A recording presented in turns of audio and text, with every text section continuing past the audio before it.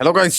Welcome back to our channel. This is Sanjay from the Prince channel. So, കാട്ടാളൻ നമ്മുടെ Antony പെപ്പയുടെ movie അറിയാമല്ലോ. So എന്താണ് കാര്യങ്ങളൊന്നും അറിയില്ല. പെട്ടെന്ന് നമുക്ക് കണ്ടതിന് ശേഷം ബാക്കി കാര്യങ്ങൾ പറയാം. Okay, ready come on.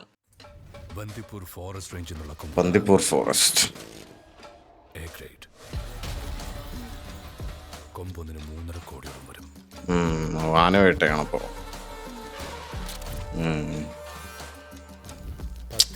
ആനകളെ കൊന്ന് കൊമ്പ് കടത്തിയ ഒരു കാട്ടുകൊള്ളക്കാരനുണ്ട്.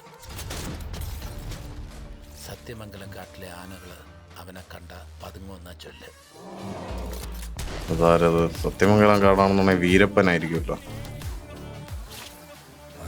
അപ്പന് വേണ്ടിയുള്ള ഒരു മകന്റെ പ്രാർത്ഥന എന്താണെന്നറിയാമോ? അപ്പൻ ആഗ്രഹിച്ചതെന്തോ അത് നേടിയെടുക്കുക എന്നുള്ളതാണ്. അത് മകൻ നടത്തുക. ഒരാൾ ഇറുക്കുമാരി Siddique, the notorious saint. Antony Varghese. ദൈവത്തിന് ഇഷ്ടം.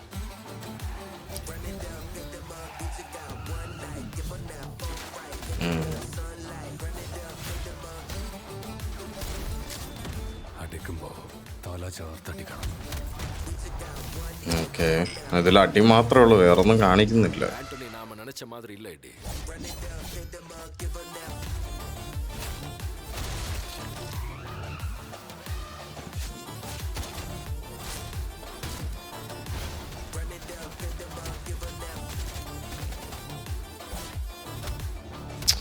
അടി അടി അടി തന്നെ.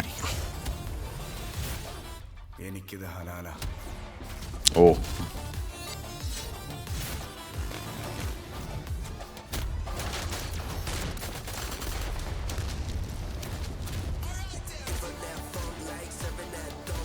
കാട്ടാളൻ.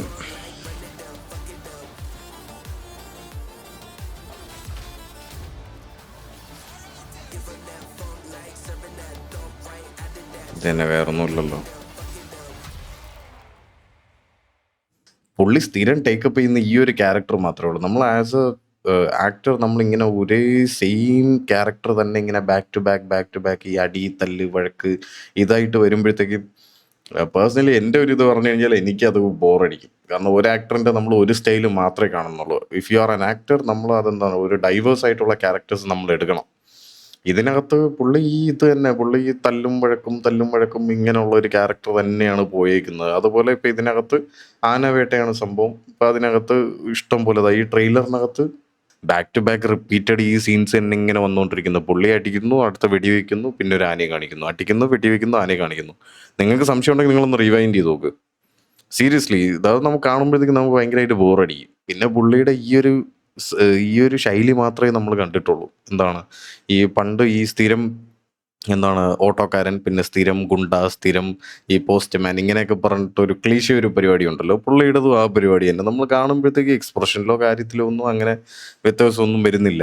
എനിവേസ്, അതിനകത്ത് നമുക്ക് കൂടുതൽ വേറെ ഒന്നും പറയാനൊന്നുമില്ല. ഇനിയിപ്പോൾ നമുക്ക് കണ്ടതിന് ശേഷം ബാക്കി കാര്യങ്ങൾ പറയാം. എനിക്ക് പേഴ്സണലി എനിക്ക് ഇങ്ങനത്തുള്ള മൂവീസ് വരുമ്പോഴത്തേക്കും ഈ ഒരേ ലൈന് തന്നെ ആക്ടേഴ്സ് ഒരേ മൂവി തന്നെ ഇങ്ങനെ ചെയ്തുകൊണ്ടിരിക്കുമ്പോൾ എനിക്ക് ഭയങ്കര അത് എന്താണ് കണ്ടുകൊണ്ട് മടുത്തതുപോലെ. ഇപ്പോൾ നമുക്കത് കാണുമ്പോൾ തന്നെ വെറൈറ്റി ഒന്നുമില്ല. പുള്ളിയുടെ ഇതേ സെയിം സീക്വൻസ് നമ്മൾ ഇതിനു മുമ്പും കണ്ടിട്ടുണ്ട്.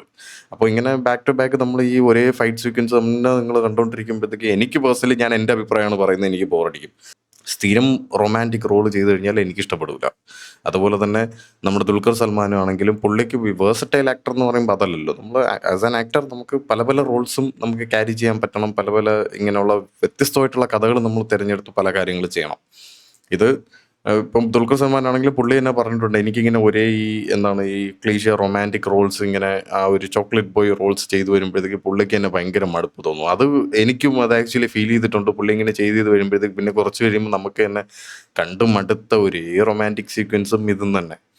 അപ്പം അതൊന്ന് ഒന്ന് വ്യത്യസ്തമായിട്ട് വരണം എന്നുള്ളൊരു അഭിപ്രായം കാര്യങ്ങളെല്ലാം എനിക്കുണ്ട്. സോ എനിവേസ് നമുക്ക് പടം കണ്ടതിന് ശേഷം ബാക്കി കാര്യങ്ങൾ പറയാം. I will see you guys next time. By.